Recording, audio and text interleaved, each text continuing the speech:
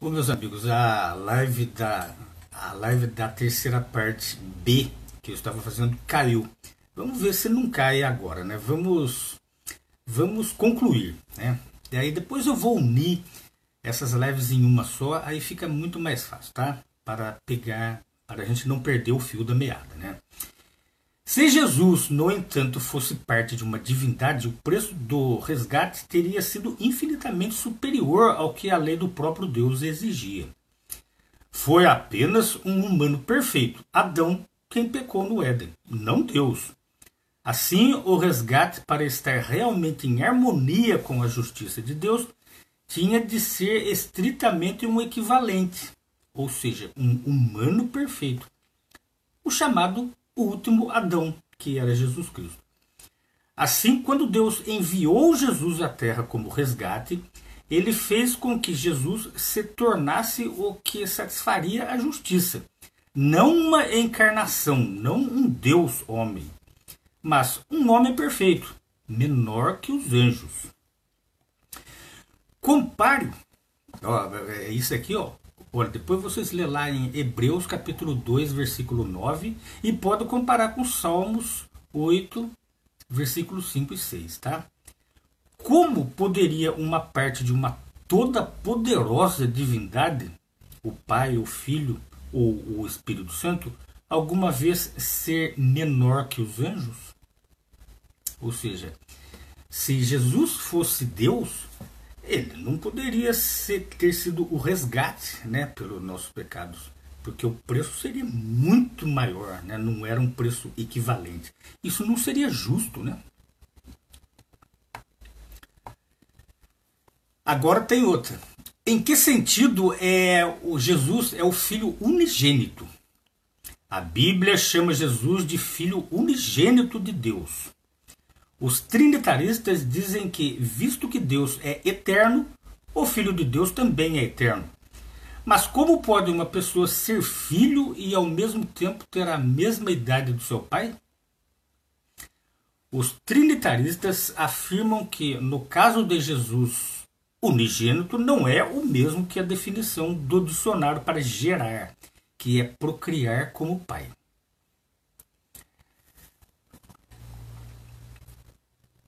Dizem que, no caso de Jesus, significa o sentido de relacionamento não originado, uma espécie de relação de filho único sem o ato de gerar.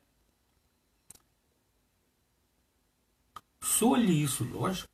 Alguém pode ser filho e não ter sido gerado pelo pai? É esquisito. Pode um homem ser pai de um filho sem ter gerado? É estranho, né? Essa doutrina não é lógica, né? E Deus não é um Deus de coisas ilógicas, né? Ele é um Deus lógico, né? Ademais, por que usa a Bíblia a mesmíssima palavra grega para unigênito, como Vini admite sem explicação alguma, para descrever a relação entre Isaac e Abraão? Fala de Isaac como unigênito de Abraão. Não pode haver dúvida de que, no caso de Isaac, ele era unigênito no sentido normal, não igual ao seu pai em tempo de existência ou um cargo. Imagina Isaac sendo filho de Abraão, mas isso foi usado pela mesma palavra usada no caso de Jesus Cristo, né? A palavra hebraica e grega para unigênito, né? Poderia Isaac, depois de ter nascido de Abraão, ter a mesma idade que ele? É o que a doutrina da Trindade tenta explicar, né? A, aqui, deixa eu aqui. A palavra grega básica para unigênito, usada para Jesus e Isaac, é monogenes, de monos, que significa único, e ginomai, um radical que significa gerar, tornar-se, vir à existência. Assim, monogenés é definido como nascido único, gerado único.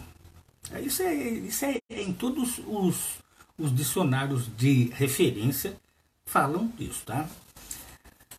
O Theological Dictionary of the New Testament, ou Dicionário Teológico do Novo Testamento, editado por Gerhard Kittel, diz: monogenés significa de descendência única, sem irmão ou irmãs. Este livro diz também que em João, capítulo 1, versículo 18, depois capítulo 3, 16, versículo 18, e em 1 João 4, 9, a relação de Jesus não é simplesmente comparada com a relação de um filho único com seu pai. É a relação do unigênito com o pai. De modo que a vida de Jesus, o unigênito, teve um início. E o Deus Todo-Poderoso pode corretamente ser chamado de seu genitor, ou pai, né?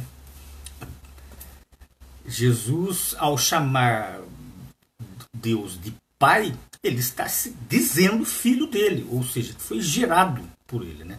Como é que ele pode, se ele fosse parte de uma trindade coeterna e da mesma substância, como diz os trinitários, ele não precisaria chamar o Deus de pai, né? Assim, quando a Bíblia fala de Deus como o pai de Jesus, significa exatamente o que diz, que são dois personagens distintos. Deus é o superior, por ser o gerador, e Jesus é o inferior, aquele que foi gerado pelo gerador. Quando se leva em conta que Jesus não era o único filho espiritual de Deus criado no céu, torna-se evidente por que o termo unigênito foi usado no seu caso. Um sem número de outros seres espirituais criados, os anjos, também são chamados de filhos de Deus, no mesmo sentido que Adão era, porque a sua força de vida se originou de Jeová Deus, a fonte, a origem da vida. Mas esses foram todos criados através do unigênito, aquilo que eu já falei. Jesus era o mestre de obras. Jeová falou para ela: vamos criar, né? Isso não significa que os dois eram um só, né? E nenhum dos anjos também foi chamado de unigênito, né, ou de primogênito. Não, apenas Jesus, porque ele foi criado primeiro, né? E por último, agora nós vamos ver sobre se Jesus era considerado biblicamente como Deus, né, como dizem os evangélicos e trinitaristas em geral.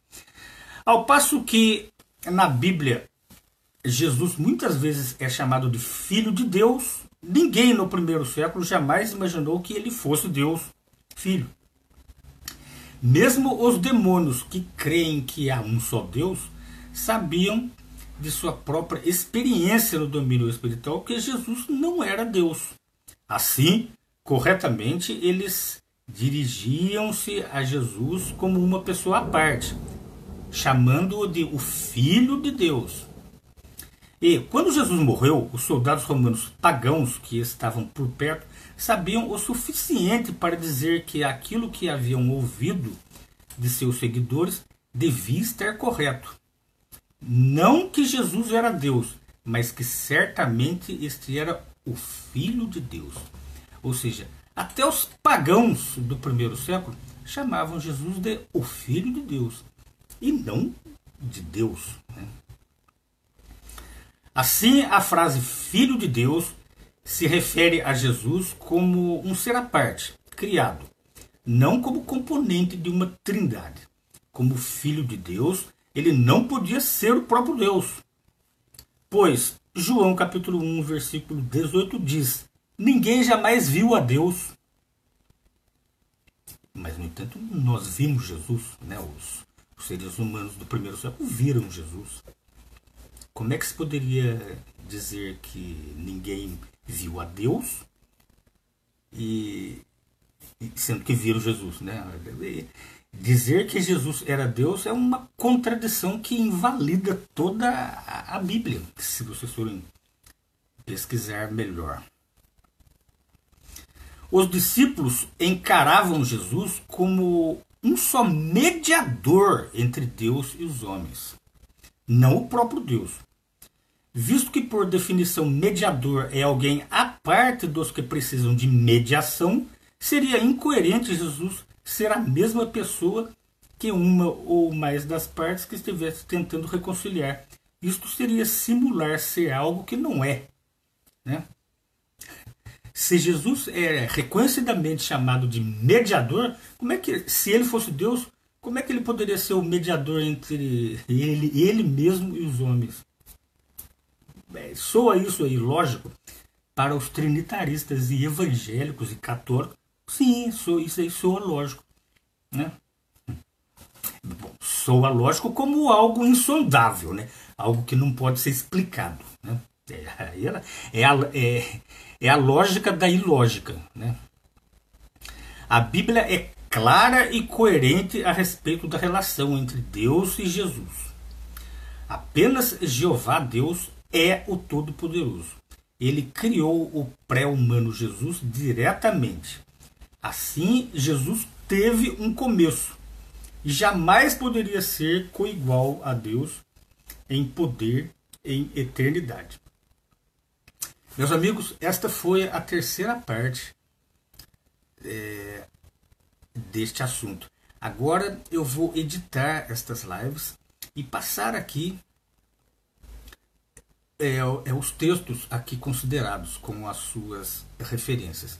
Espero poder ter ajudado pelo menos uma pessoa, né? Eu creio que nos dias de hoje as pessoas estão muito longe de Deus, né? Elas não querem mais conhecer Deus. O próprio nome de Deus já causa aquela divisão, né? Mas se uma dessas pessoas se interessar, o próprio Jeová Deus vai fazê-lo achar o caminho certo, tá bom? Então, bom resto de domingo a todos e até a próxima live, que será a nossa quarta live, quando nós vamos falar assim, ó: é Deus sempre superior a Jesus? Isso é o que nós vamos tratar na nossa próxima live, tá? Então, bom domingo a todos e tchau!